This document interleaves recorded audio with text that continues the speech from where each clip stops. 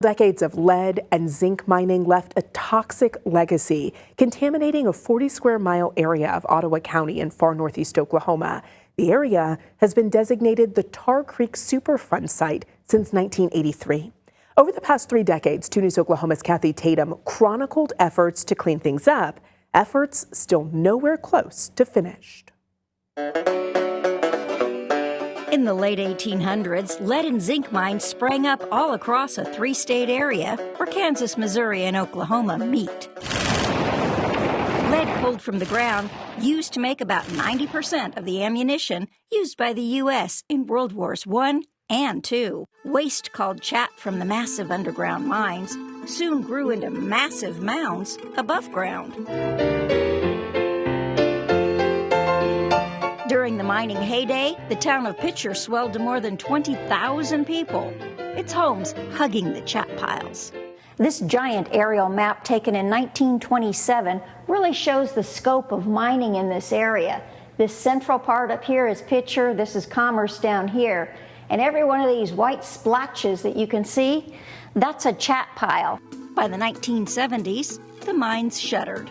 But dust from the lead and other heavy metals kept blowing off the chat piles, contaminating people, land, and Tar Creek.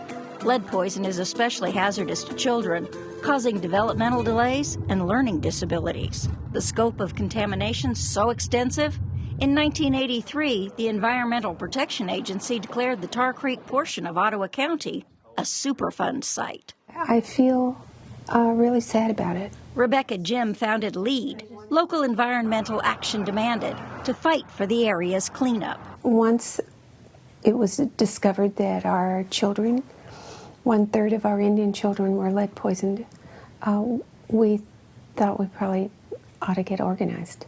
Initially, the EPA headed up cleanup efforts, some less successful than others, like when it tried scraping contaminated dirt out of yards in Picher, only to have fresh soil quickly contaminated by dust blowing off the chat. Eventually, it switched tactics, offering to buy out Picher residents to get them to move away. A slow process, initially resisted by many. I didn't want to, but it looks like I'm going to have to be leaving a little bit earlier than I expected. The reason? A massive EF4 tornado slammed through part of the town during the buyout process in 2008.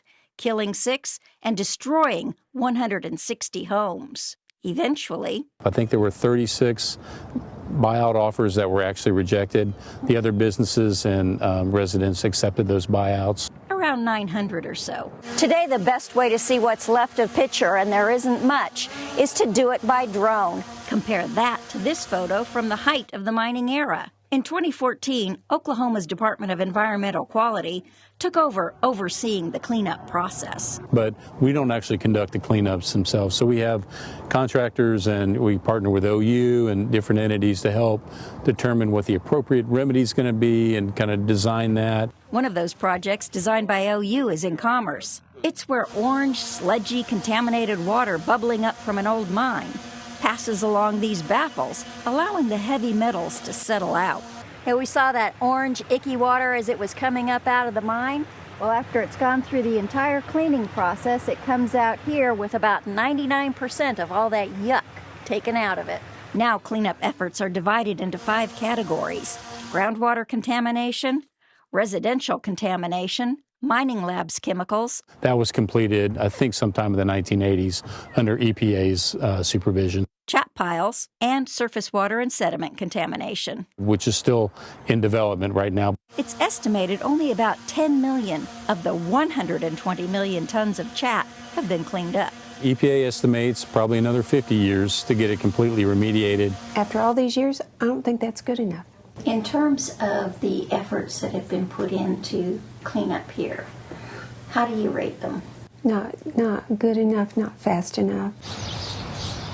But she is happy knowing Tar Creek itself runs clearer these days, although it's still not fully cleaned up. And children's blood lead levels in the area are greatly improved. That's a big success of the remediation efforts that have been undertaken over 40 years. Remediation efforts that aren't cheap. I can tell you in total, it's been almost $600 million that has been spent over the last 40 years in the Tar Creek Superfund site. Most of it paid for by the federal government, some by the state, and the remainder by settlements made with mining companies that created the contamination in the first place. In Ottawa County, I'm Kathy Tatum, 2 News Oklahoma.